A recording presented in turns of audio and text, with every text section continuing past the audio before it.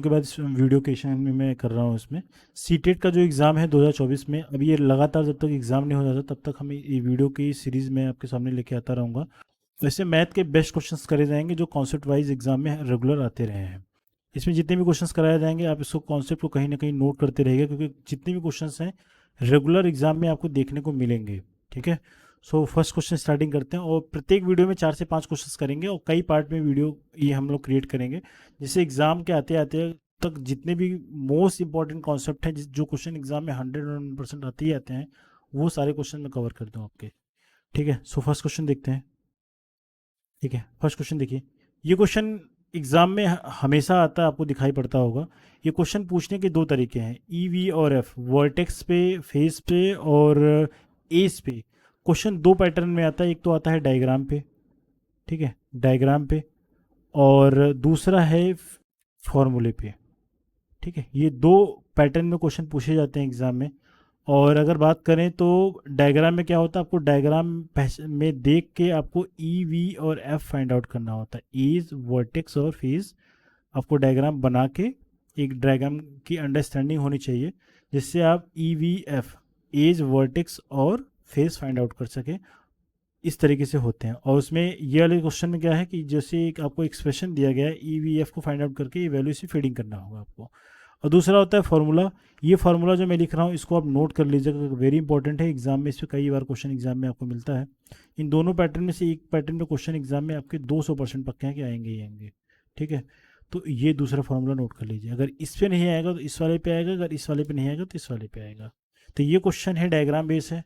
तो first of all इस question को पढ़ लेते हैं। पहले है ई वी एफ क्या रिप्रेजेंट करते हैं, वहाँ तक देख लिया आप लोगों ने, पढ़ लिया आपने। लेकिन क्वेश्चन स्टार्टिंग होता है यहाँ से, ये पिरामिड है और उसके बाद स्क्वायर बेस है। तो पिरामिड में हमें तो ये पता है कि कोई भी शेप दिया रहे जिसका बेस पता हो, अगर इस वाले फिगर को अगर ड्रॉ करें हम तो कुछ इस तरीके से बनेगा ये। इसमें क्या है, बेस क्या है, ये स्क्वायर है जो कि इसमें दे रखा है, बेस स्क्वायर है। पिरामिड ये कब बनेगा, जब इसके चारों कॉर्नर को, जो आपको एक कॉर्नर दिख रहा है, इस कॉर्नर को अगर एक पॉइंट पे कहीं मैच करा दे तो पिरामिड बन जाएगा। ठीक है। तो इस वाले क्वेश्चन में जो ये आपको एक्सप्रेशन दे के रखा है ई वी और एफ के रूप में, इसमें हमें ई वी और एफ अलग अलग से फाइंड आउट करना पड़ेगा इस वाले इमेज को देख के।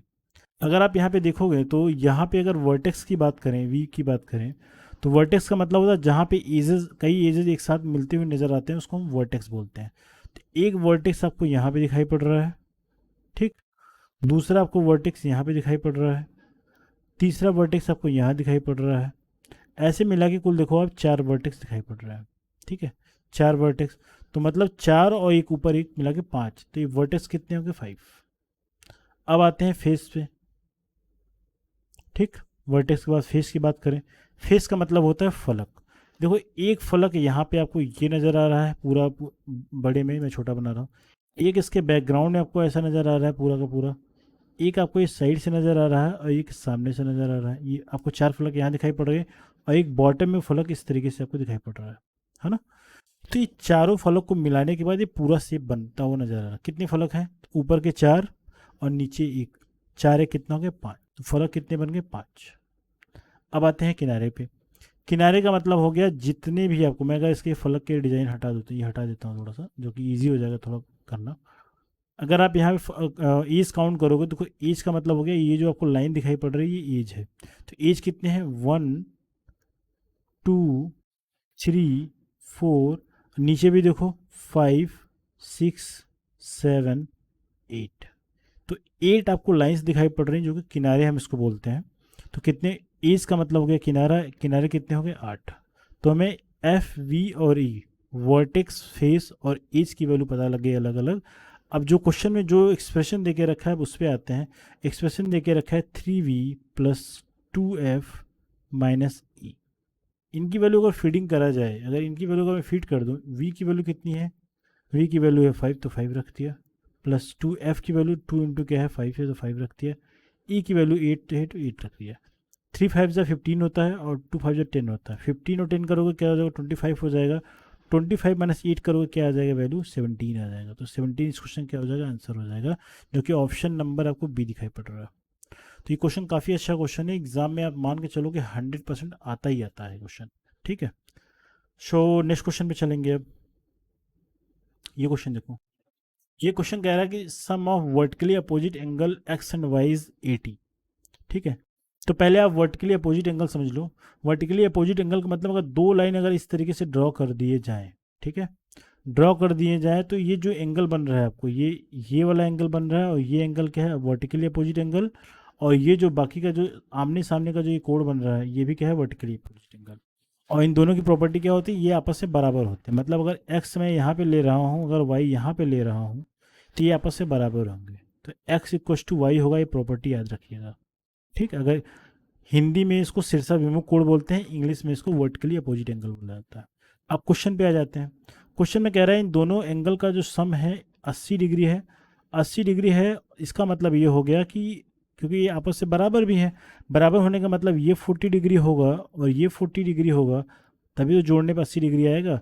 तो मतलब हमें एक्स और वाई की जो वैल्यू आ गई, यहाँ पे 40 डिग्री पता लग गई। ये बात समझ में आ गया। अब नेक्स्ट पॉइंट पे आते हैं। अब नेक्स्ट पॉइंट पे अगर आइए तो क्वेश्चन अब यहाँ से दूसरा पार्ट, एक पार्ट तो यहाँ तक खत्म हो गया, अब दूसरा पार्ट पढ़िए। Z is the complement of Y. Z complement of Y का क्या मतलब हुआ। कंप्लीमेंट्री, पहले एंगल समझते हैं। कंप्लीमेंट्री एंगल, ये भी एग्जाम के पॉइंट ऑफ व्यू से बहुत इंपॉर्टेंट है।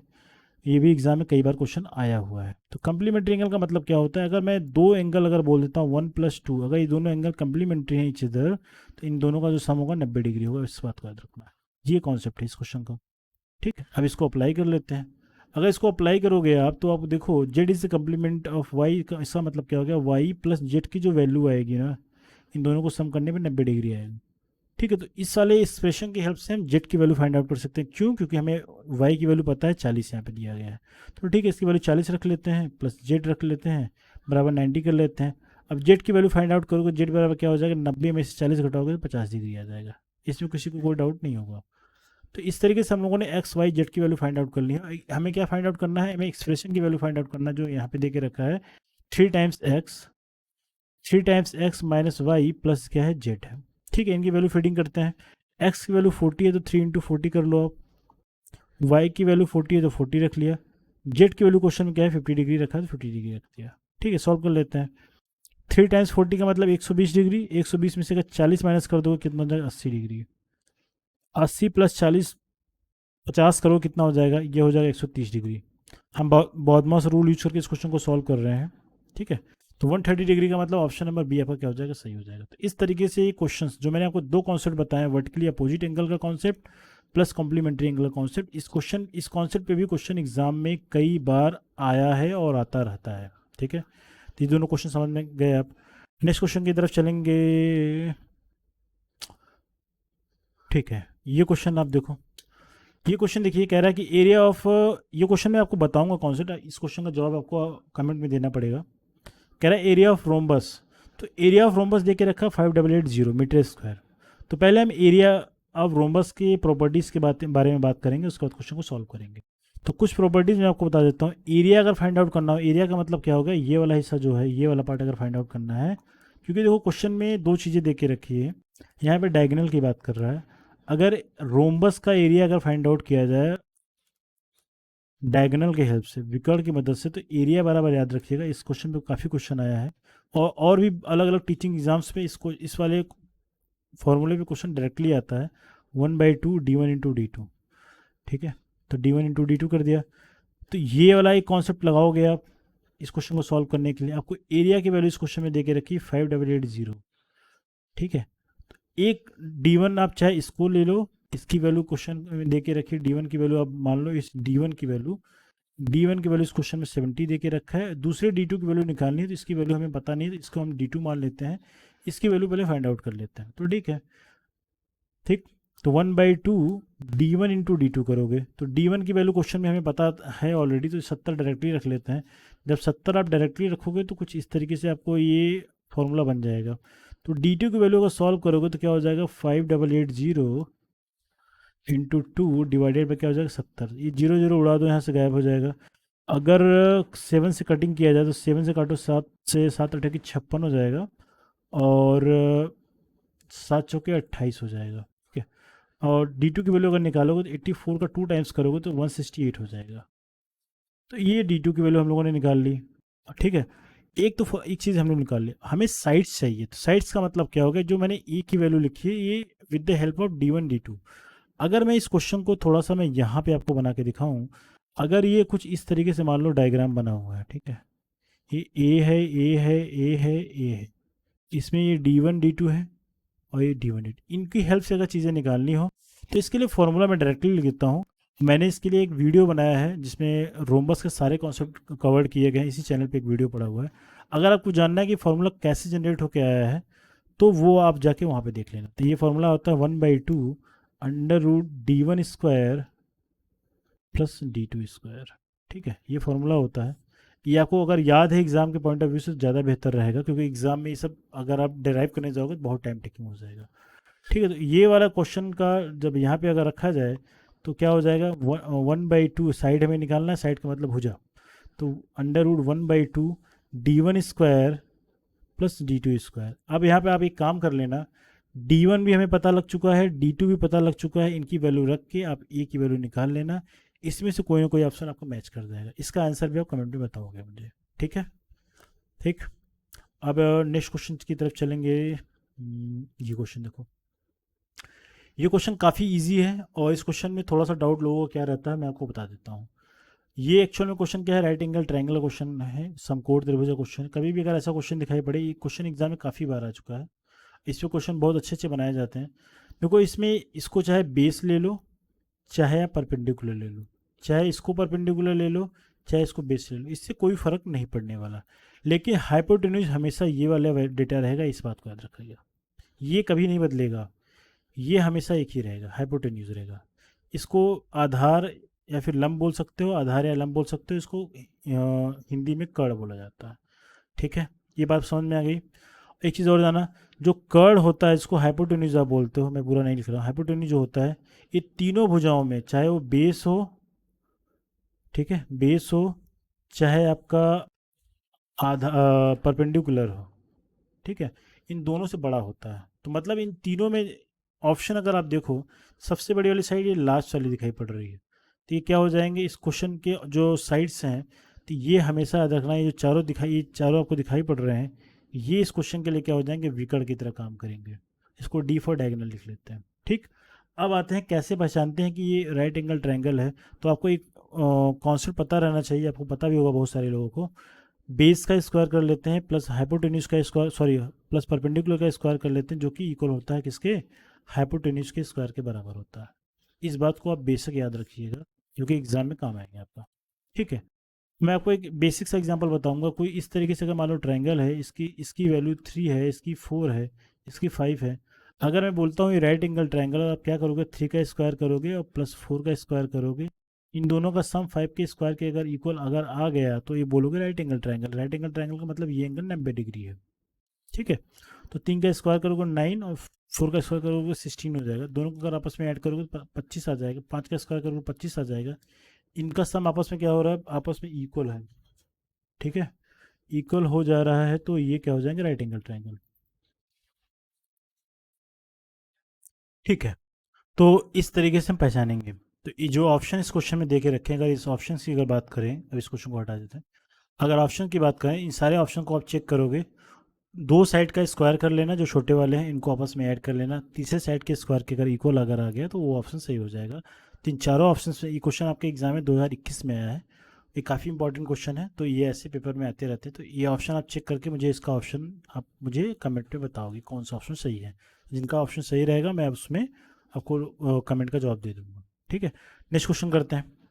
नेक्स्ट क्वेश्चन को अगर आप देखो यहाँ पे, ये आपका क्वेश्चन है, I think just a minute, ये क्वेश्चन रोम्बस का क्वेश्चन है। ये क्वेश्चन अगर आप पढ़ें और इस क्वेश्चन करने की बात करें, जनवरी 2022 का जो पेपर हुआ था इसमें रोम्बस से कम से कम 3 क्वेश्चन आए थे। तो रोम्बस के एक एक क्वेश्चन तो पक्के रहते हैं, बट किसी किसी पेपर में 2 से 3 क्वेश्चन भी आए हैं, आप देख सकते हो। ठीक है, इस क्वेश्चन में कह रहा है कि एक रोम्बस है जिसके एंगल बी ए सी की वैल्यू, रोम्बस हम ड्रॉ कर ले, मान लो इस तरीके से मैंने एक रोम्बस ड्रॉ किया। ठीक है, तो एंगल इस तरीके से मैंने एक रोम्बस ड्रॉ कर लिया, तो ये आपका रोम्बस हुआ। ठीक है, ये रोम्बस बन गया। तो इस एंगल में एंगल बी ए सी की वैल्यू, मतलब अगर इसको ए बी सी डी अगर मैं लिख लूँ, बी ए बी सी और ए डी लिख लेता हूँ, तो एंगल बी ए सी का मतलब हो गया, बी ए सी का मतलब ये वाला एंगल। ठीक है, क्वेश्चन पढ़ते जाना है, इसको डायग्राम बनाते चले जाना है, तभी क्वेश्चन आपको लिए आसान बन जाएगा। बीएससी का मतलब ये वाला एंगल कितना है, इस क्वेश्चन में 50 डिग्री दे के रखा है, ये बना दिया हम लोगों ने। ठीक है, ये पता लग गई। आपको बताना है 3 times D angle D minus 2 times angle D S C, इसकी वैल्यू बतानी है। तो सिंपली क्या कर लेना है, पहले हमें एक दो तीन कॉन्सेप्ट जानने पड़ेंगे इस क्वेश्चन को सॉल्व करने के लिए। ठीक है, पहले आप ये देखो, अगर इसकी प्रॉपर्टीज़ की अगर बात करी जाए, प्रॉपर्टी की हेल्प से ये क्वेश्चन सॉल्व हो पाएगा, अदरवाइज इसको आप फॉर्मूले से करोगे तो काफ़ी टाइम टेकिंग लग जाएगा, आप कन्फ्यूज हो जाओगे। ठीक है, पहले इसको हटा देता हूँ मैं, इसको हटा देते हैं। देखो, अगर प्रॉपर्टीज़ की बात करें, कुछ प्रॉपर्टी आप नोट कर लेना है सब। अगर इस तरीके से मान लो, अगर रोम्बस दे के रखा है, समचतुर्भुज दे के रखा है, तो इसमें याद रखना ए बी, इस तरीके से अगर मान लो है 1 2 3 4, अगर इस तरीके से दिया है तो आप याद रखना angle 1 plus angle 2, angle 2 plus angle 3, angle 3 plus angle 4, ठीक है, और एंगल 4 प्लस एंगल 1, ये सब के सब जो सम मैं जोड़ लिख रहा हूँ, इनकी वैल्यू आपस में कितनी होगी, 180 डिग्री। एक पहली प्रॉपर्टी आप इसको नोट कर लेना, वेरी इंपॉर्टेंट प्रॉपर्टी है, अगर ये आप ये जान गए तो इस क्वेश्चन को लगाना बहुत आसान हो जाएगा। पहली प्रॉपर्टी ये जान लो। दूसरी प्रॉपर्टी ये जाननी, अगर इस तरीके से मैं अगर रोमस बना देता हूँ और इससे मैं अगर लाइन ड्रॉ कर देता हूँ, लाइन का मतलब हो गया ये डायगोनल ड्रॉ कर लेता हूँ। ठीक है, तो डायगोनल अगर कहीं से भी ड्रॉ करो, दो डायगोनल बनेंगे, एक डायगोनल ही बनेगा।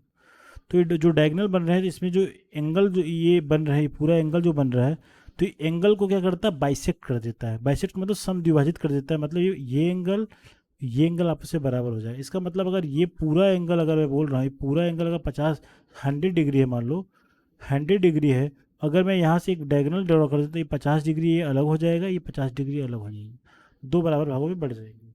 ठीक है, इतनी बात समझ में। तो इसी कॉन्सेप्ट को यूज करेंगे, जो ये डायगोनल्स होते हैं एंगल बाइसेक्टर होते हैं, दूसरा कॉन्सेप्ट है ये। और पहला कॉन्सेप्ट ये था कि अगर क्रम से अगर एंगल को जोड़ के लिखा जाए, क्रमागत तरीके से लिखा जाए, तो वो एंगल का सम जो क्या होता है, 180 डिग्री होता है। ठीक है, अब आते हैं क्वेश्चन को सॉल्व करने पे। ठीक, अब आते हैं क्वेश्चन पे। ठीक, तो अब देखिए, अगर हम यहाँ पे अगर ये एंगल 50 डिग्री, तो ऑब्वियस सी बात ये एंगल जो बच रहा है ये भी 50 डिग्री होना चाहिए। ठीक है, ये प्रॉपर्टी से पता लग गया, 50 डिग्री पता लग गया। अब एक चीज़ आप ये देखो, अगर ये पूरा एंगल, ये जो पूरा एंगल बन रहा है ये वाला, इसे दूसरे पेन से बनाते हैं, ये पूरा एंगल कितना है, 100 डिग्री है। 50 प्लस 50 कितना है, 100 डिग्री। अगर ये 100 है तो ये एंगल कितना होना चाहिए कि दोनों को जोड़ने पे 180 डिग्री होना चाहिए। तो आप बोलोगे सर 80 डिग्री होगा, तब जाके दोनों को जोड़ने पे क्या होना चाहिए, 180 डिग्री होना चाहिए। दोनों को आप जोड़ोगे तो 180 डिग्री है। अब आते हैं डी प्लस सी करोगे, डी प्लस सी मतलब अगर ये 80 है तो उसका मतलब ये पूरा एंगल कितना होना चाहिए, 100 डिग्री होना चाहिए, है ना, 100 डिग्री होना चाहिए। इसका मतलब ये 50 डिग्री और ये 50 डिग्री होगा। अब सी और बी की बात करें, अगर ये 100 डिग्री है तो ऑब्वियस सी बात ये वाला जो एंगल होगा ये क्या होगा, ये 80 डिग्री होगा, तब जाके क्रमागत कोण 180 डिग्री बना पाएंगे। तो हम लोगों ने ये चीज़ केवल वर्बली देख के कर लिया। ठीक है, अब जो क्वेश्चन में डेटा दिया गया, पहले देखते क्या क्या चीज़ें हम लोगों ने फाइंड आउट करनी है। तो 3 टाइम्स एंगल डी लिख लिया, minus 2 times angle D A C. ठीक है, तो डी ए सी का मतलब ये वाले कोण की बात कर रहा है, तो एंगल डी ए सी जो यहाँ पे दिखाई पड़ रहा है वो 50 डिग्री है। एंगल डी ए सी कितना है, 50 डिग्री है, आपको दिखाई पड़ रहा होगा। ये सारे कोण की बात कर रहे हैं। ठीक है, ये जो आपको कोण दिखाई पड़ रहा है, ये वाला कोण, ये कोण क्या है, ये वाला कोण की बात कर रहा है, ये 50 डिग्री है, तो 50 डिग्री लिख लिया। Minus D minus 3 times D, D का मतलब क्या हो गया, ये 80 डिग्री है, तो 3 इंटू एंगल डी की वैल्यू 80 डिग्री, तो 80 लिख लिया। Minus 2 times angle D A C का मतलब हो गया 2 टाइम्स 50 कर देना है। सॉल्व कर लेते हैं, 80 का 3 गुना करोगे 240 हो जाएगा, माइनस 52 जो 100 हो जाएगा, 100 कर लिया। इन दोनों का डिफरेंस निकालोगे तो 140 आएगा, 140 डिग्री आ जाएगा। तो इस क्वेश्चन का आंसर क्या हो जाएगा, 140 डिग्री हो जाएगा। तो जो मैं प्रॉपर्टीज़ बता रहा हूँ क्वेश्चन के बीच बीच में, इस प्रॉपर्टीज पे बहुत सारे क्वेश्चन बने हैं पेपर में, और बहुत अच्छे अच्छे क्वेश्चन बनाए जाते हैं। ठीक है, तो आई होप ये सारे कॉन्सेप्ट जो मैंने आपको बताया, सारी चीज़ समझ में आ चुकी होंगी। तो आज की वीडियो में इतनी करेंगे। For next video you can subscribe this channel, और रेगुलर फॉलो करते रहिए। मैं पर डे एक वीडियो इसमें क्रिएट करके डालता रहूँगा। एग्जाम से पहले इतने सारे क्वेश्चंस कर लेंगे कि मैथ के जितने भी न्यूमेरिकल वाले क्वेश्चन बनते हैं सारे के सारे आपके करा दूंगा, जो कि एग्जाम में आते हैं। तो जितने कॉन्सेप्ट बताए जा रहे हैं उसको नोट करते हुए यानी एग्ज़ाम के लास्ट टाइम इसको रिवाइज कर पाएँ। सो इस तरीके से आप करते रहेंगे तो आपका इस पे काफ़ी 100% का आपको लाभ मिलेगा। तो thank you so much and very best of luck.